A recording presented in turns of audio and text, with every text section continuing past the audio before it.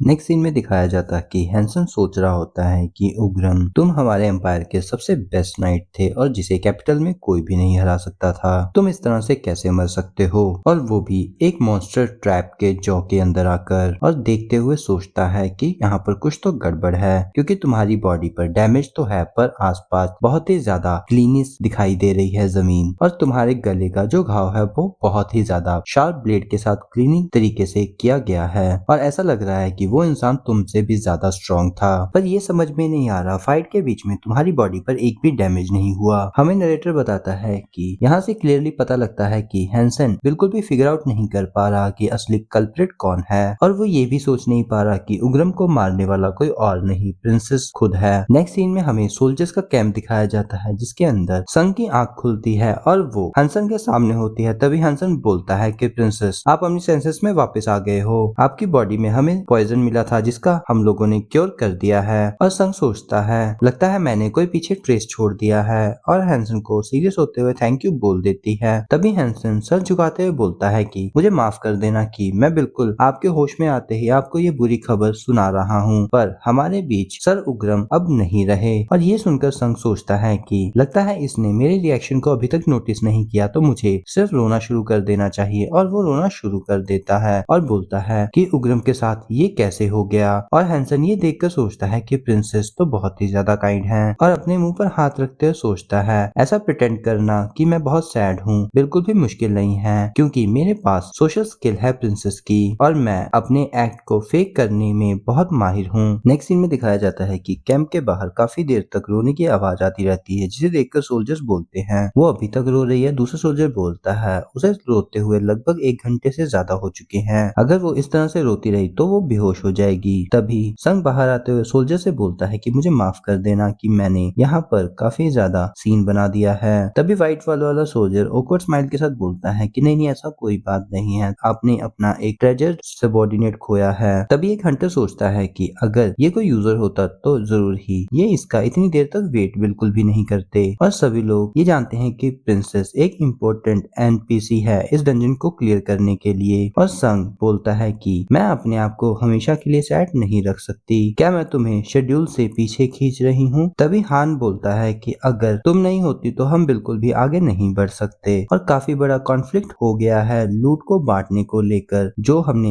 Elder hydra को मारने के बाद हासिल करी थी। जिसे सुनकर संग सोचता है, लूट, अच्छा तो इन्होंने एल्डर हाइड्रा को मार दिया है तो इनको काफी अच्छे ही रिवॉर्ड हासिल हुए होंगे उसके मरने के बाद। संग सीरियस होते हुए बोलता है, किस तरह के आइटम्स की वजह से यहाँ पर कॉन्फ्लिक्ट क्रिएट हो गया है, ऐसे कौन से मैजिक आइटम्स है जिनकी वजह से लोग इतने ज्यादा उत्सुक हो चुके हैं लड़ने के लिए। सोल्जर हान उसकी तरफ एक बैग फेंकते हुए बोलता है कि तुम खुद ही देख लो, और संग उसे कैच करते हुए हैरान हो जाता है जैसे ही वो उसे खोल कर देखता है। उसके अंदर एक स्पीयर होती है जिसका नाम पॉइजन ड्रैगन मैजिक स्पीयर होता है, और उसके स्टैट्स दिखाए जाते हैं। तभी एक आर्मर होता है जिसका नाम पॉइजन ड्रैगन आर्मर भी होता है, जिसे देखकर संग सोचता है कि ये तो लेजेंडरी रैंक के आइटम्स हैं, और ये आइटम इतने ही ज्यादा अच्छे हैं फिर भी ये अपनी पोजीशन को लेकर फाइट कर रहे हैं। संग बोलता है तो क्यों ना ये उन लोगों को दे दिए जाए जो इसका बेहतर तरीके से इस्तेमाल कर सके। हान बोलता है कि मैं भी यही सोच रहा था कि ड्रैगन स्पीयर जो है वो हम कांग मुहान को दे देते हैं, और जो पॉइजन ड्रैगन आर्मर है उसे हमें रीने को दे देना चाहिए, उससे उसकी परफॉर्मेंस काफी ही नेक्स्ट लेवल हो जाएगी। तभी एक आदमी उनके पास आते हुए बोलता है कि मुझे माफ कर देना पर हम ये नहीं कर सकते।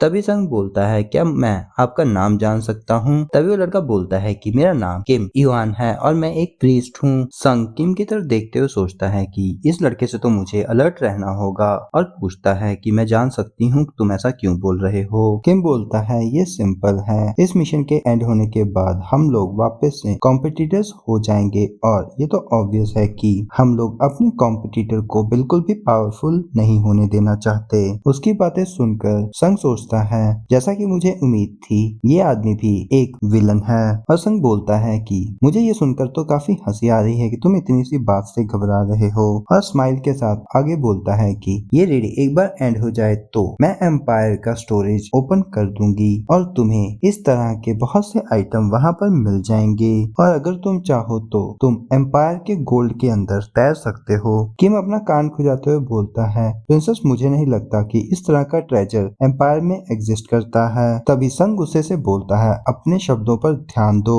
और स्वॉर्ड निकाल लेता है। तुम्हारी हिम्मत कैसे हुई एम्पायर के बारे में ऐसे बात करने की? किम बोलता है, ये सुनने में थोड़ा इम्पोलाइट लग सकता है, पर मैं असल में हर चीज पर क्वेश्चन उठा रहा हूँ जो तुमने अभी तक कहा है। संग पूछता है कि तुम्हारा कहने का क्या मतलब है? किम बोलता है कि मैं फिनिक्स फेदर की बात कर रहा हूँ जो डेथ से रिवाइव कर सकती है। अगर वो ऐसा कर सकती है तो तुमने उस आइटम के थ्रू अभी तक उग्रम को रिवाइव क्यों नहीं किया? क्या ऐसा आइटम एम्पायर में एग्जिस्ट भी करता है? ये सुनने के साथ ही संग अपनी स्वॉर्ड घुमाकर सीधा उस इंसान के गले पर रख देता है, जिसे देखकर किम स्माइल के साथ प्रिंसेस की तरफ देखते हुए सोचता है कि ये इस हालात में गुस्सा कर रही है, तो इसका मतलब ये है कि ये कोई एनपीसी नहीं है।